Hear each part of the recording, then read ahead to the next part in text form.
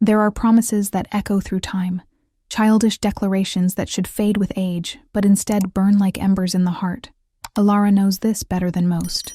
At 8 years old, she stood before the most feared alpha in the Northern Territories, a human orphan with nothing to offer but her own unbroken spirit, and dared to claim his future. "I'll marry you when I grow up," she told him, while the court laughed and waited for his wrath. But King Kale didn't strike her down.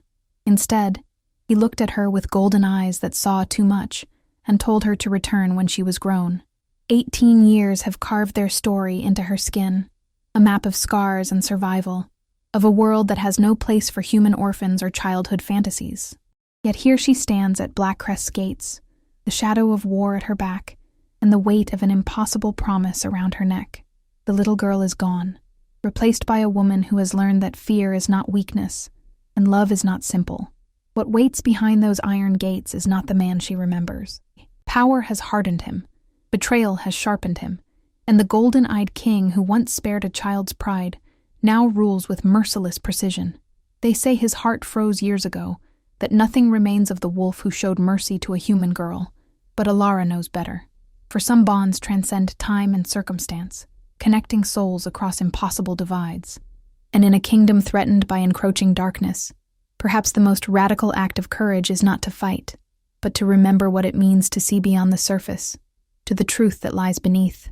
She has returned to fulfill her promise, to claim a throne, to face a king, and perhaps to save them both. Before we begin, remember to subscribe to our channel and turn on notifications. Every day, a new story awaits you. Now, let us begin. Aara stood at the edge of the territory, the harsh winter wind cutting through her travel-worn cloak. 18 years had passed since she'd last seen these mountains, yet they remained as imposing as they were in her childhood memories. The kingdom of Black Crest loomed ahead, its stone walls rising from the mountainside like teeth from a beast's jaw. "You're mad to return," her traveling companion Nyx muttered beside her. "King Kale has grown more vicious with age, not kinder." Alara's fingers instinctively touched the scar that ran from her collarbone to her shoulder, a permanent reminder of what happened when one challenged a wolf. "I made a promise. A child's promise," Nyx scoffed, adjusting the bow strapped to her back. "Made by a little girl who didn't know better." "Perhaps." Aara pulled her hood lower against the biting cold. "But I've never been one to break my word." The memory surfaced unbidden, standing in the great hall at 8 years old, orphaned and alone, staring up at the newly crowned Alpha King.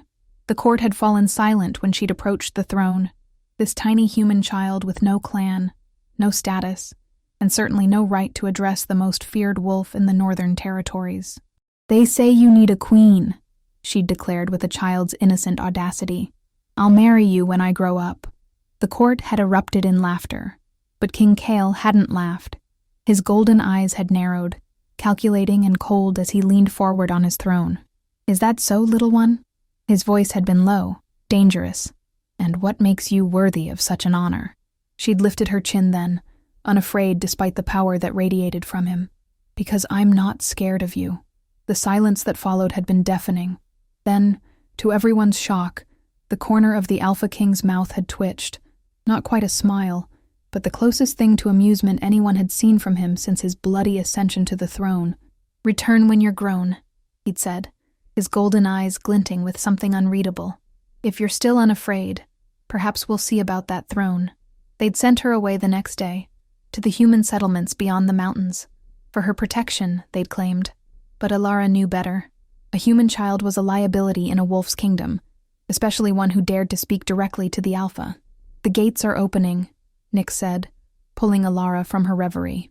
Ahead, the massive iron gates of Black Crest creaked apart, and a small party of riders emerged.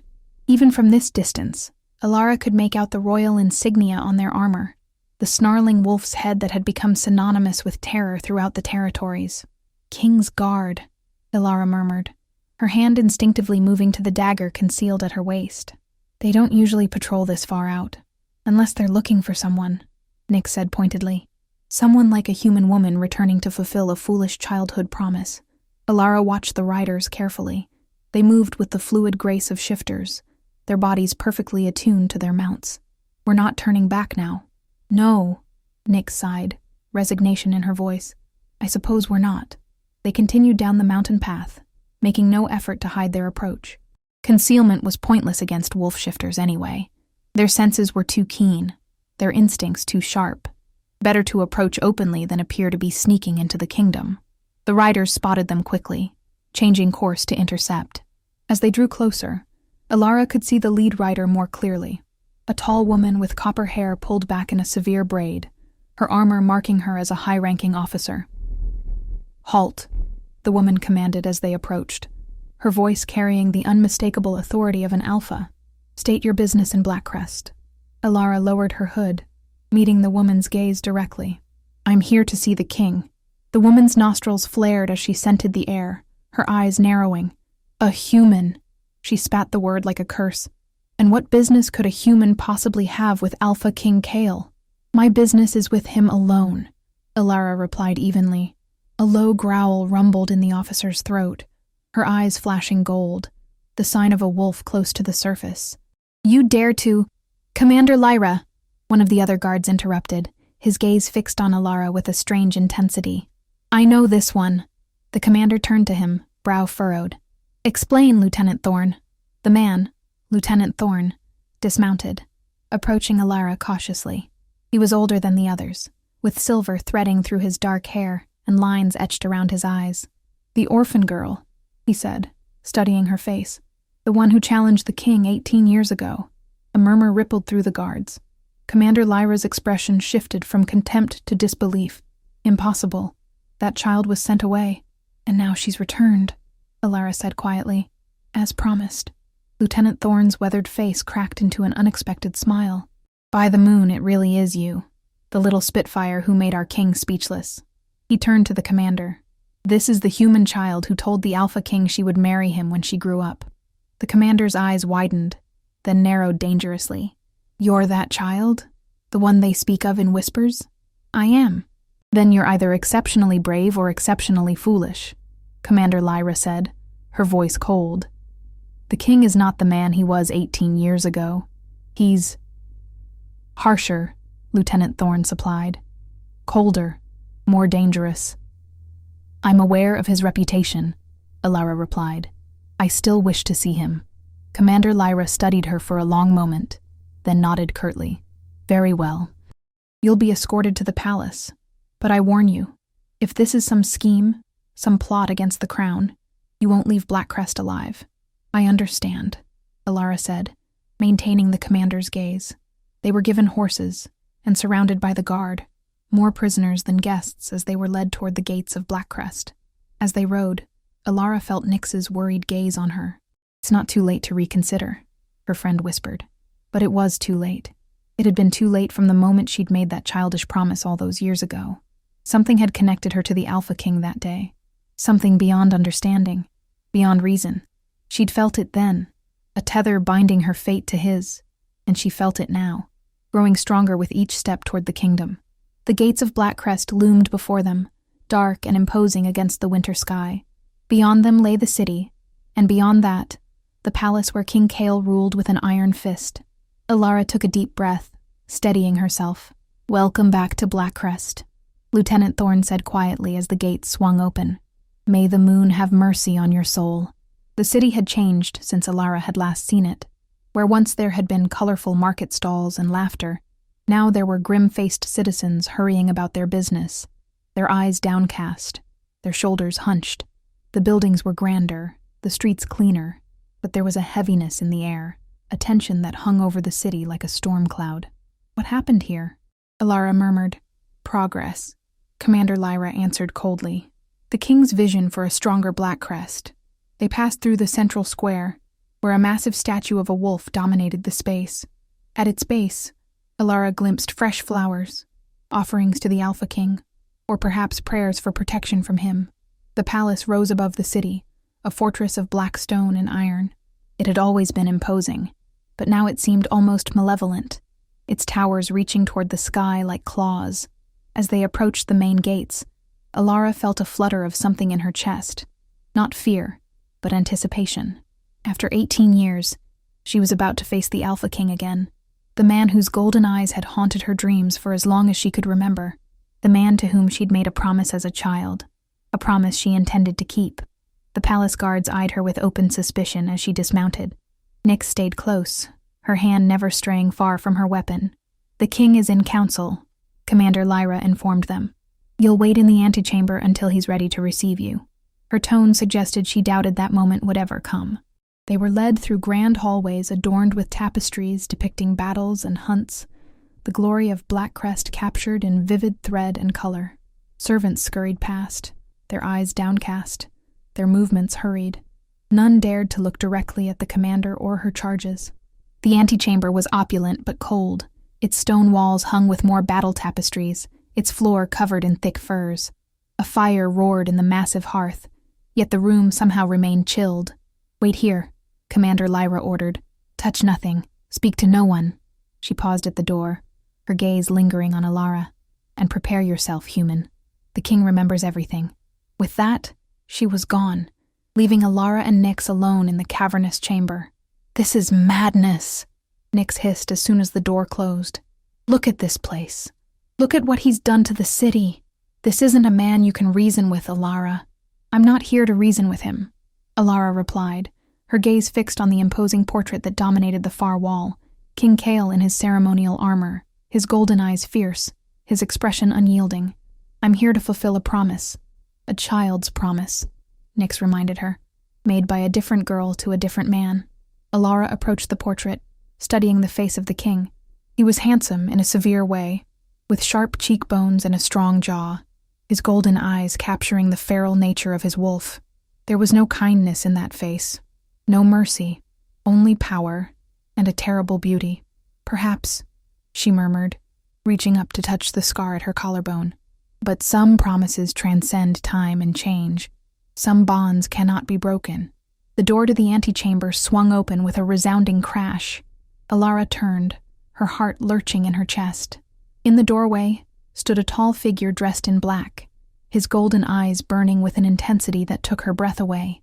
King Kale, the Alpha of Black Crest, the most feared ruler in the Northern Territories, and the man to whom she'd promised herself 18 years ago. His gaze locked with hers, recognition flashing in those golden depths. When he spoke, his voice was deeper than she remembered, rougher, but with that same dangerous edge that had both terrified and fascinated her as a child. "So," he said, his lips curving into something that wasn't quite a smile. "The little girl has returned." "The little girl has returned," King Kale repeated, his golden eyes never leaving Alara's face as he stepped into the chamber. The guards behind him remained at the threshold, watching warily. Aara met his gaze steadily, though her heart thundered in her chest. Close up, the years had marked him. A thin scar bisected his right eyebrow, and silver threaded through the temples of his otherwise dark hair. He'd grown broader, too, his shoulders straining against the fine black fabric of his tunic. Power emanated from him like heat from a flame. "Not so little anymore," she replied, her voice calmer than she felt.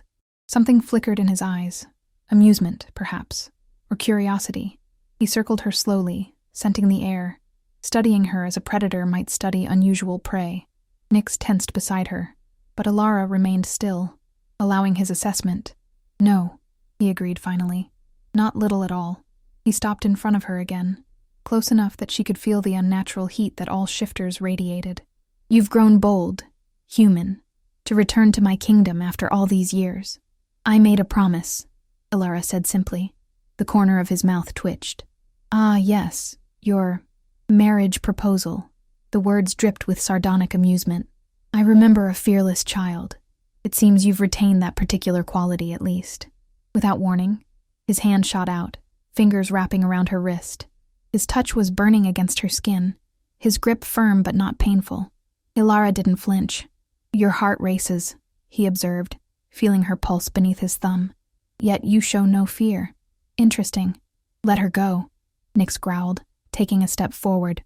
The guards at the door immediately moved, hands on their weapons, but King Kale raised his free hand, stopping them with a gesture. His attention remained fixed on Aara. "Your companion is protective," he remarked, "and foolish, to challenge an alpha in his own den." "Nyx is loyal," Aara corrected. "And yes, protective. A rare quality in these times, I'm told." King Kale released her wrist, his fingers lingering for a moment against her skin. Indeed. He stepped back, assessing them both with that penetrating golden gaze. So you've returned to fulfill your childhood promise, to marry the Alpha King. His tone made it clear how absurd he found the notion. I've returned because I said I would, Aara clarified. The rest remains to be seen. A surprised laugh escaped him, sharp and brief, as though the sound was unfamiliar to his throat. Diplomatic. You've learned caution in your years away. I've learned many things. I'm sure you have. He gestured to the chairs by the fire. Sit. Tell me of these. Many things. It wasn't a request. Aara moved to one of the ornate chairs, Nyx reluctantly taking the seat beside her. King Kale dismissed the guards with a flick of his wrist, then settled into the chair opposite, his posture deceptively casual, though his eyes remained alert, predatory. Where have you been all these years, Aara of no clan? He asked, using the formal address for those without pack or family. The human settlements at first, she answered, then further east, beyond the Silver Mountains. The wild lands. His eyebrows rose slightly. Few survive there, human or wolf. As you said, I've retained certain qualities. And what brought you back? Beyond an impulsive child's promise? His gaze drifted to the scar visible at her collarbone. Surely not fond memories of Black Crest? Aara felt the weight of his stare on her scar. The east is falling to chaos.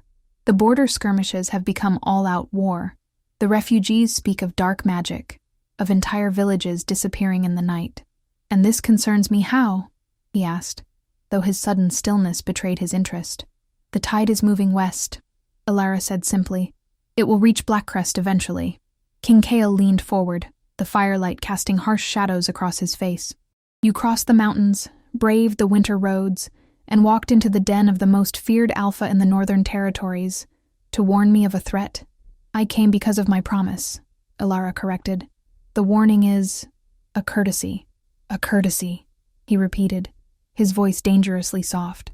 Or perhaps a ploy to ingratiate yourself with the crown, to remind me of a moment of weakness years ago, when I humored a child instead of sending her away immediately. Nyx shifted uncomfortably beside her, but Aara held the king's gaze. Is that what it was? A moment of weakness? Something dark passed over his features. You know nothing of me or my kingdom, Aara of no clan. 18 years is a lifetime. The child who stood before my throne might recognize my face, but she would not know the man I've become. Then let me know him, she said quietly. The boldness of her statement seemed to catch him off guard. For a moment, the hardness in his eyes gave way to something more complex. Surprise, perhaps, or a grudging respect. You will stay as my guest, he declared abruptly, rising from his chair. For now, Commander Lyra will show you to suitable quarters. And my companion? She may stay as well. His gaze shifted to Nyx, cold and assessing. Though I suggest she mind her manners in my court, my tolerance for disrespect is limited. As if on cue, the door opened, and Commander Lyra entered, her posture stiff, her expression carefully neutral. My king? Escort our guests to the East Wing, King Kale ordered. See that they're given whatever they require. He turned back to Aara, his gaze lingering on her face. We will speak again at the evening meal. Perhaps then you can tell me more of these threats from the east. He moved toward the door, then paused, glancing back at her over his shoulder. And Aara, the child who made that promise is gone. Remember that before you presume too much on a moment from the past.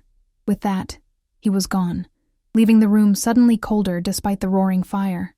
Commander Lyra's expression remained impassive, though her eyes betrayed a flicker of surprise. You must have made quite an impression, human. The king rarely grants private audiences, let alone invitations to dine. We're old acquaintances, Aara replied, rising from her chair. So it seems. The commander gestured toward the door. Follow me. As they moved through the palace corridors, Aara felt the weight of curious stares from servants and nobles alike. Whispers followed in their wake, speculation about the human woman who had caught the king's attention. Ignore them, Commander Lyra advised without looking back. Court gossip is as venomous as a serpent, and twice as quick. The East Wing was clearly reserved for distinguished guests. Their chambers were spacious and well-appointed, with large windows overlooking the snow-covered palace gardens, and beyond them, the mountain peaks that surrounded Black Crest. These are generous accommodations, Nyx remarked, eyeing the luxurious furnishings with suspicion. "The king's orders," Commander Lyra replied curtly. "Someone will come to escort you to dinner. Until then, you're free to rest, but I advise against wandering the palace unaccompanied." Her gaze settled on Aara. "Not all in Black Crest are as tolerant of humans as our king appears to be." Once the commander had departed, Nyx immediately began inspecting the room, checking behind tapestries and under furniture with practiced thoroughness. "Do you really think they'd make it that obvious if they meant to trap us?" Aara asked, amused despite the tension of the situation. "I think," Nyx replied, testing the lock on the window, "that you're being remarkably calm for someone who just challenged the most dangerous alpha in the territories." "I didn't challenge him." "No?" Nyx turned to face her, one eyebrow raised. "What would you call it then?" Aara moved to the window, gazing out at the mountains beyond. "A reminder." "Of what? A child's fancy?" "Aara, look at what he's built here." Nyx gestured around them. "This isn't the court of a merciful king. This is the stronghold of a conqueror. The rumors we heard in the east were just that, rumors." But even as she said it, Aara remembered the fear in the eyes of the city's residents, the oppressive silence that hung over Black Crest like a shroud. "People don't fear rumors," Nyx countered, as if reading her thoughts. "They fear truths." Aara sighed, turning away from the window. "We're here now, and he's agreed to listen about the threat from the east. That's what matters." "Is it?" Nyx studied her face. "Or is there more to this promise of yours than you've told me?" Before Aara could respond, a soft knock at the door interrupted them. A young servant girl entered, her eyes downcast, carrying a tray of fresh clothing. "For dinner, my ladies," she murmured, setting the tray on a nearby table. "The king thought you might wish to change after your journey." The clothing was finely made, dresses of silk and velvet in deep, rich colors, befitting guests of the royal court. Aara fingered the material, noting the quality. "The king has excellent taste," she observed. The servant girl glanced up briefly, then quickly lowered her gaze again. "He remembers," she whispered, so softly that Aara almost missed it. "Pardon?" The girl looked around nervously, then leaned slightly closer. "The color, the blue dress. It's the same shade you wore that day when you came before the throne." "He remembers." Aara stared at the deep blue dress, a jolt of recognition passing through her. The servant was right. It was the exact shade of the simple dress she'd worn as a child, the day she'd made her bold declaration to the king. "How would you know that?" Nyx asked suspiciously. "I was there," the girl said, her voice barely audible. "I was a child too, helping in the kitchens. Everyone remembers that day. The little human girl who made the Alpha King speechless." She glanced toward the door, clearly anxious. "I shouldn't speak of it. Forgive me." "There's nothing to forgive," Aara assured her. "What's your name?" "Marie, my lady." "Thank you for the clothes, Marie. And for the information." The girl bobbed a quick curtsy and hurried from the room, leaving Aara staring at the blue dress with a strange tightness in her chest. "Well," Nyx said after a moment, "it seems the king has a better memory than you gave him credit for." "So it seems," Aara murmured, running her fingers over the soft fabric. As the afternoon faded into evening, Aara prepared for dinner, with a curious mixture of anticipation and apprehension. She chose the blue dress, of course, a deliberate acknowledgement of the king's subtle message. As she fastened the delicate silver clasps, she caught sight of her reflection in the mirror. The girl who had stood before King Kyle's throne 18 years ago was indeed gone. In her place stood a woman shaped by hardship and survival, her body lean and strong, her eyes carrying shadows that spoke of things seen and endured. The scar at her collarbone was only the most visible of the marks life had left upon her. Yet something of that child remained, in the stubborn set of her jaw, in the unwavering determination that had brought her back to Black Crest after all these years. "I still don't understand," Nyx said, watching her from across the room. "Why this promise? Why him?" Alara's hand moved to her throat, to the silver pendant she always wore, a small wolf's head, its eyes tiny chips of amber. "Because he saw me," she said softly, "in a world where I was invisible, a human orphan in a kingdom of wolves. He saw me, and that was enough to bring you back after 18 years. "No." Aara turned from the mirror, meeting her friend's concerned gaze. "What brought me back was the knowledge that the threat from the east is real, and that Black Crest stands in its path. The promise was just the way in. Nyx looked skeptical, but before she could respond, another knock came at the door. "Lieutenant Thorne, come to escort them to dinner. The blue suits you," he remarked, as they followed him through the palace corridors. "Though I suspect you already know that. The king has a good memory," Aara replied carefully. "The king forgets nothing," Thorne said, his tone neutral, but his eyes conveying a warning, especially slights against his pride. "I never slighted him," Aara countered. The lieutenant chuckled softly. "No? A human child claiming she would marry the Alpha King? Some might call that the greatest slight of all. Or the greatest compliment," Aara suggested. Thorne glanced at her, something like approval in his weathered face. "You still have that fire, I see. Good. You'll need it." They were led to a private dining room rather than the great hall, a more intimate setting, though no less impressive. The walls were adorned with ancient weapons and shields bearing the royal crest, and a long table of polished black wood dominated the center of the room. King Cale was already there, standing by the large hearth, a goblet of wine in his hand. He turned as they entered, his golden eyes immediately finding Aara, lingering on the blue dress with unmistakable recognition. "Leave us," he commanded, and Lieutenant Thorne bowed, retreating from the room. Nyx hesitated, her protective instincts clearly warring with protocol. "Your companion may stay," King Cale said, correctly interpreting her reluctance. "Though I assure you, if I meant your friend harm, no amount of vigilance on your part would prevent it." "Comforting," Nyx muttered under her breath. The king's sensitive hearing caught the word, and his lips curved into a cold smile. "Truth rarely is, Huntress." He gestured to the table, where 3 places had been set. "Sit, eat, and tell me of this threat from the east that has brought you back to my kingdom after so long." As they took their places, servants appeared silently, bearing platters of roasted meat, winter vegetables, and fresh bread. The food was excellent, but Aara found her appetite diminished by the intensity of the king's gaze, which rarely left her face. "You've changed," he observed abruptly, setting down his wine goblet. "The eyes are the same, but the rest," his gaze trailed to her scar. "Life has not been kind to you beyond our borders." "Life is rarely kind to anyone," Aara replied, "king or commoner." "True enough." He leaned back in his chair, studying her. "Tell me of the east." So she did. She told him of the villages burned to ash, of the refugees fleeing westward with stories of shadow creatures that came in the night, of the strange sickness that followed in their wake. She spoke of the border patrols that had disappeared without trace, of the unnatural storms that some claimed were conjured by dark magic. "And you believe these tales?" King Cale asked when she had finished, his expression guarded. "I've seen enough to know there's truth in them," Aara answered. "Whatever is happening in the east, it's moving westward.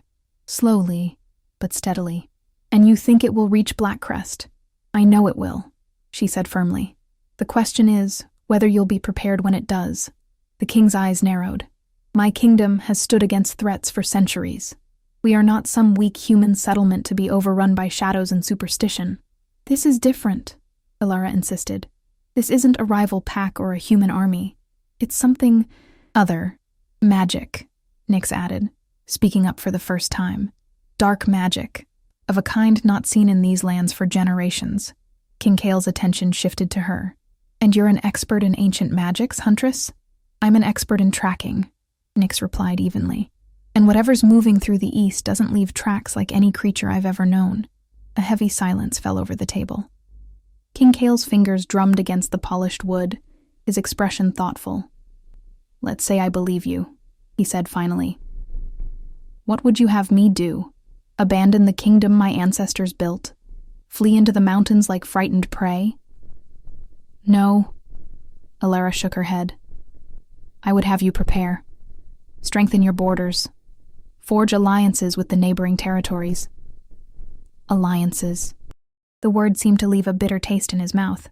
"The neighboring alphas would sooner see me dead than stand beside me in battle. Then change their minds," Aara challenged. "You're the Alpha King. Find a way."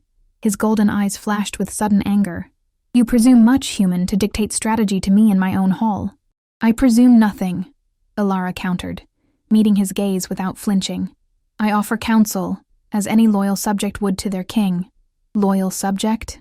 He laughed, the sound sharp and without humor. You, who have been absent from my kingdom for 18 years, you claim loyalty to Black Crest. I claim loyalty to its people, Aara replied steadily. To the home that sheltered me as an orphaned child before I was sent away. For your protection, King Kale snapped. Was it? Aara asked quietly. Or was it because a human child was an inconvenience in a court of wolves? The air between them seemed to thicken with tension. Nyx shifted uncomfortably beside her, sensing the dangerous territory they were entering. You know nothing of the decisions I've had to make, the king said, his voice low and dangerous. Nothing of the burdens of the crown. Then tell me, Aara challenged. Help me understand the man you've become. So different from the one who once spared a child's foolish pride. Something flickered in his golden eyes, a complex emotion she couldn't quite name. For a moment, the hardness in his face softened, revealing a glimpse of a different man beneath the Alpha King's fierce exterior.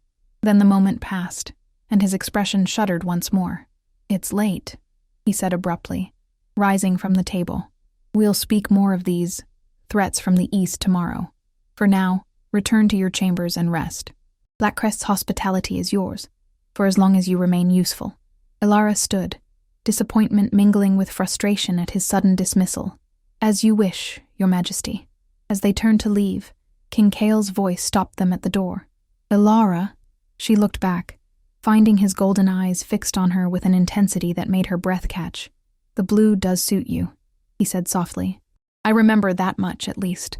Then he turned away, leaving Aara with the unsettling feeling that beneath the Alpha King's cold exterior, echoes of the man who had once shown mercy to a bold child still remained.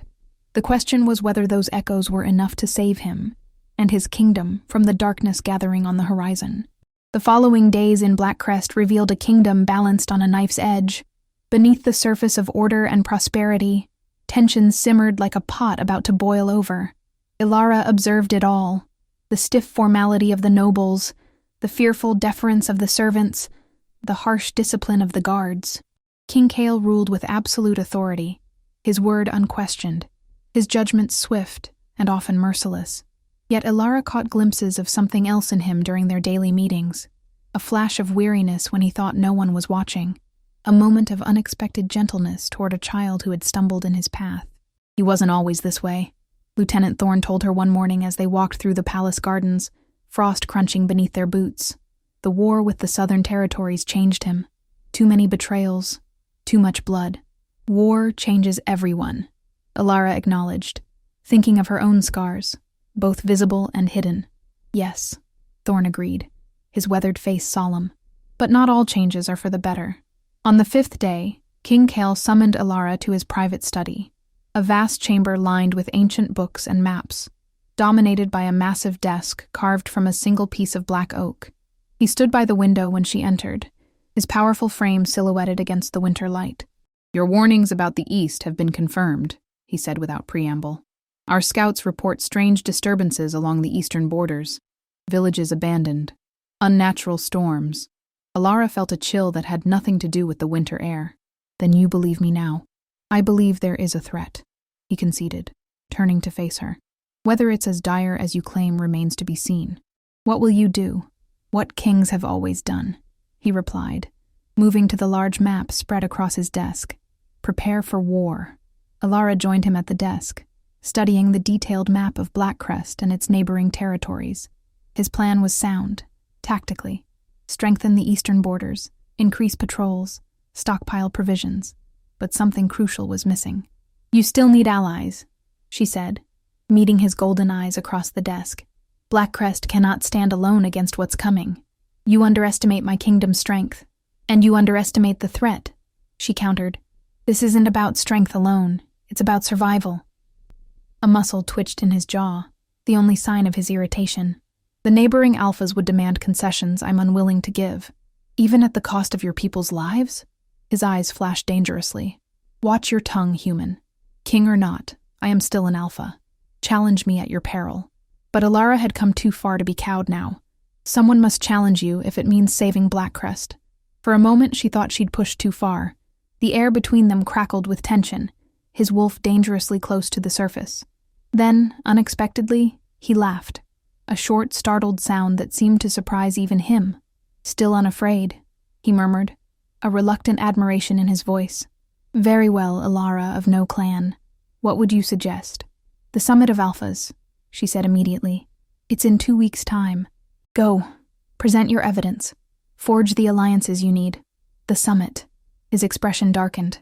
Where I'm likely to face a dozen challengers to my throne. Then defeat them, Aara said simply. Prove you're still the Alpha King in more than just name. Something shifted in his golden eyes, a spark of the fierce pride that had once defined him. And you? He asked, his voice dropping to a lower register. What role does the little girl with the bold promise play in all this? Alara's heart quickened at his sudden proximity, at the heat that radiated from him. I go where I'm needed, she answered carefully. And if I need you here? He murmured, so close now that she could see the flecks of amber in his golden eyes. At Black Crest? At court? To what purpose? She asked, breathless despite herself. His gaze dropped to her lips, then back to her eyes, perhaps to fulfill an old promise. Before she could respond, a sharp knock at the door interrupted them. King Kale stepped back, the moment shattered, his expression closing like a book snapped shut. Enter, he called, his voice once again cool and controlled. Commander Lyra strode in, her face grim. Forgive the interruption, my king, but there's been an incident at the eastern outpost. You're needed urgently. The change in him was immediate. All business now. The Alpha King once more. Prepare my guard. We ride within the hour. As the commander departed, King Kale turned back to Aara, his expression unreadable. It seems our discussion must wait. Consider yourself part of my council until my return. Lieutenant Thorne will provide whatever you need. You're going personally? Aara asked, concerned. If this is related to the eastern threat, then I need to see it with my own eyes. He finished firmly. An alpha protects what's his. A king doubly so. Something in his words, in the fierce protectiveness behind them, resonated with Aara. For a moment she glimpsed the man beneath the crown, the wolf beneath the alpha. Be careful, she said softly. His expression softened almost imperceptibly. Always. As he turned to leave, Aara felt a sudden, inexplicable dread.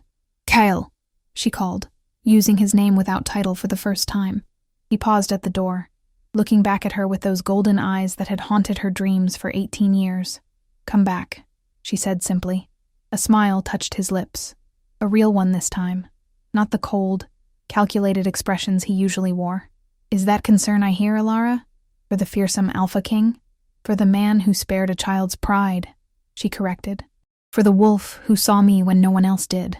Something passed between them then. An understanding, a connection that transcended the years and changes that had separated them. Then he was gone, leaving Aara alone with the unsettling feeling that events were accelerating beyond her control, toward a confrontation none of them were truly prepared for. The threat from the east had arrived at Black Crest's doorstep, and the Alpha King was riding straight into its jaws. 3 days passed with no word from the king or his party. Aara paced the corridors of the palace like a caged animal, her concern growing with each passing hour. The court continued its functions with practiced efficiency, but undercurrents of tension rippled through every interaction, every hushed conversation. Something's wrong, Aara told Nyx as they stood on the balcony overlooking the palace courtyard, watching yet another patrol ride out toward the eastern border. They should have returned by now, or at least sent word. The eastern outposts are remote, Nyx reasoned, though her own expression betrayed worry. Messages take time, especially in winter. Lieutenant Thorne found them there, his weathered face grave. The council requests your presence, Lady Aara. The formal address startled her. I'm no lady, Lieutenant. Perhaps not by birth, he conceded. But the king named you to his council before departing. That grants you certain courtesies. The council chamber was imposing, a circular room dominated by a massive round table, carved with the history of Black Crest in intricate relief. Around it sat the kingdom's highest officials, their faces solemn, their postures rigid with formality. Lady Aara, Lord Alaric, the royal steward, acknowledged her with a stiff nod. Please, join us. As she took the empty seat, Aara felt the weight of their scrutiny. These nobles and officials who had watched her grow from an orphaned child to the woman who had inexplicably caught their king's attention. We've received reports from the eastern border, Lord Alaric began without preamble. The situation is concerning. The king? Aara asked immediately. A heavy silence fell over the table. Finally, Commander Lyra's second-in-command, a stern-faced wolf named Captain Vero, spoke. There's been no word from His Majesty or Commander Lyra since they reached the eastern outpost 3 days ago. The last scout to return reported unusual activity. What kind of activity? Aara pressed. Darkness, Captain Vero said grimly. Unnatural darkness, spreading across the eastern valleys. And silence. No birds, no animals, nothing. The chill that ran down Alara's spine had nothing to do with the winter air. It's happening faster than I thought, she murmured. You expected this? Lord Alaric's tone sharpened. I warned the king of a threat from the east, Aara said, meeting his gaze steadily. What I didn't anticipate was how quickly it would reach Black Crest. And yet you arrived just days before this darkness, another council member observed, suspicion evident in his voice. A curious coincidence. Not coincidence, Aara corrected firmly. I came because I knew the threat was approaching. I had hoped to provide warning in time for Black Crest to prepare. Prepare how? Captain Vero demanded. Against an enemy we cannot see or understand. By standing together, Aara replied. Black Crest cannot face this alone. The king needs to forge alliances with the neighboring territories. Scoffs and murmurs rippled around the table. The neighboring alphas would sooner see Black Crest fall than come to our aid, Lord Alaric said dismissively. Then give them reason to reconsider, Aara countered. The summit of alphas is in less than 2 weeks. If King Kale attends, if he returns, Captain Vero interrupted grimly. A heavy silence fell over the chamber. The implication hung in the air, unspoken but devastating. He will return, Aara said, her voice steady despite the fear clutching at her heart. But in the meantime, we must prepare. Increase patrols along all borders, not just the east. Evacuate the outlying settlements. Stockpile provisions. You presume to command in the king's absence? Lord Alaric's tone was icy. I presume to advise, Aara corrected, as the king instructed me to do. Before the argument could escalate further, the chamber doors burst open. A guard stumbled in, his uniform torn, his face pale with exhaustion and fear. The Eastern Patrol, he gasped. They've returned. The courtyard was chaos as Aara raced down the palace steps. Wounded guards were being helped from their horses. Servants rushed with bandages and water. And in the center of it all stood Commander Lyra, her armor dented and bloodied, her copper hair matted with dirt and something darker. Where's the king? Aara demanded, pushing through the crowd. Commander Lyra's head snapped up, her eyes widening at the sight of Aara. You! She hissed, stalking forward. You knew what was out there. Before Aara could respond, the commander's hand shot out, grabbing her by the throat and slamming her against a stone pillar. What are they? What did you bring to our kingdom? Commander! Lieutenant Thorne's voice cracked like a whip. Release her! Lyra's grip loosened, but her eyes remained wild, haunted. You didn't see them, she said, her voice breaking. The shadows, the darkness that moves and breathes and hunts. Where is the king? Aara asked again, dread pooling in her stomach. Commander Lyra's face crumpled, a look of anguish replacing the anger. They took him, she whispered. The shadows took our king. The world seemed to tilt beneath Alara's feet. Around her, gasps and cries of dismay erupted from the gathered crowd. Captain Vero stepped forward, his face ashen. Explain, Commander, he demanded. Lyra straightened, visibly pulling herself together though her hands still trembled. We reached the eastern outpost as planned. Everything seemed normal at first, but then night fell. She closed her eyes, as if trying to block out the memory. The darkness came alive, shadows that moved independently of any light source. They attacked without warning, without sound. The king fought, she continued, her voice hollow. Gods, how he fought. I've never seen anything like it, but there were too many. They engulfed him, and when they retreated, he was gone. Silence fell over the courtyard, heavy with shock and grief. Then chaos erupted, voices rising in fear and anger, demands for action, for answers. Enough! Alara's voice cut through the din. This solves nothing. All eyes turned to her, standing there in the midst of the turmoil, her face pale but determined. The king is not dead, she stated firmly. If these shadows wanted him dead, they would have killed him there. They took him for a reason. And how would you know that? Commander Lyra demanded, suspicion evident in her tone. Because I've seen them before, Aara admitted. In the East, they take specific targets. Leaders, powerful individuals. The rest they simply kill. You knew, Captain Vero accused. You knew what we were facing and you said nothing. I told the king everything I knew, Aara countered. But even I didn't expect them to strike so boldly, so soon. She turned to address the gathered crowd, guards, servants, nobles who had come to witness the commotion. King Kale is alive, she repeated, and we are going to get him back. How? Lieutenant Thorne asked, his voice steady despite the fear evident in his eyes. Alara's hand went to the silver pendant at her throat, the wolf's head with amber eyes. There's someone who might help us understand what we're facing. A specialist in ancient magics. Magic, Commander Lyra scoffed, though her scorn was half-hearted. What good is magic against shadows that devour light itself? Every darkness has its weakness, Aara replied. We just need to find this one's. Captain Vero stepped forward, his expression grim but resolute. You realize what this means? With the king absent, command falls to the council until his return, or until a new alpha ascends, Lord Alaric added, his tone carefully neutral, though his meaning was clear. Alara's eyes narrowed. There will be no new alpha, she said firmly. King Kale will return to his throne, and if he doesn't, Lord Alaric challenged, then Black Crest will have far greater concerns than succession, Aara replied grimly, because whatever took your king is just the beginning.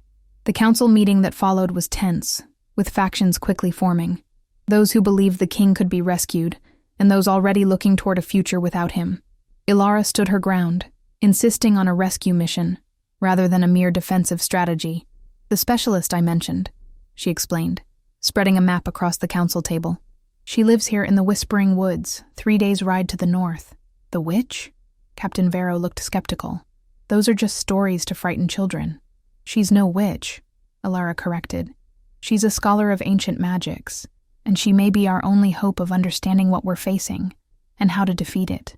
After hours of debate, a compromise was reached. Aara would lead a small party to seek out this specialist, while the rest of Black Crest's forces would strengthen defenses and prepare for whatever might come next. I'll accompany you, Commander Lyra declared, her earlier hostility now tempered by a grim determination. I saw what took our king. I need to know how to kill it. As will I, Nyx added, stepping forward. Someone needs to keep you from doing anything excessively foolish.